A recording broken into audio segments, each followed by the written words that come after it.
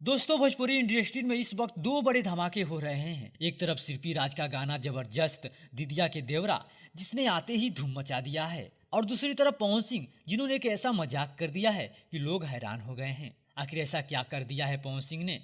क्यों लोग कह रहे हैं कि इस बार हद हो गई? क्या भोजपुरी म्यूजिक में कोई बड़ा गेम चेंज होने वाला है? पूरी खबर आपको मिलने वाली है, लेकिन उससे पहले एक धमाकेदार गाने की चर्चा करना तो बनता है। भोजपुरी म्यूजिक लवर्स के लिए इस वक्त सबसे बड़ा सरप्राइज है दिदिया के देवरा। इसे लिखे हैं यादू लालो ने, जिनके गाने आते ही वायरल हो जाते हैं। इसका म्यूजिक श्याम सुंदर ने दिया है और इस बार कुछ नया और तगड़ा लेकर आए हैं। लेकिन सबसे खास बात है कि शिल्पी राज का जो आवाज है, जब वो गाती है तब बस तहलका मच जाता है। इस गाने का वीडियो भी नेक्स्ट लेवल पर शूटिंग किया गया है। अगर आप अब तक नहीं देखे हैं तो समझ लीजिए आप बहुत बड़ा मिस्टेक कर रहे हैं। अब बात करते हैं पवन सिंह के उन फैसलों की जिसने सबको चौंका दिया है। गाना तो अभी तक नहीं आया है, लेकिन दोस्तों टीजर हो गया है रिलीज। टीजर देखकर फैंस गाने का इंतजार कर रहे हैं, लेकिन गाने के रिलीज डेट पर जबरदस्त सस्पेंस बना हुआ है। अब सवाल यह है, क्या पवन सिंह इस बार कुछ अलग करने वाले हैं? क्या उनका गाना भोजपुरी म्यूजिक इंडस्ट्री में एक नया रिकॉर्ड बनाने वाला है? और सबसे बड़ी बात यह है कि क्या पवन सिंह का ये गाना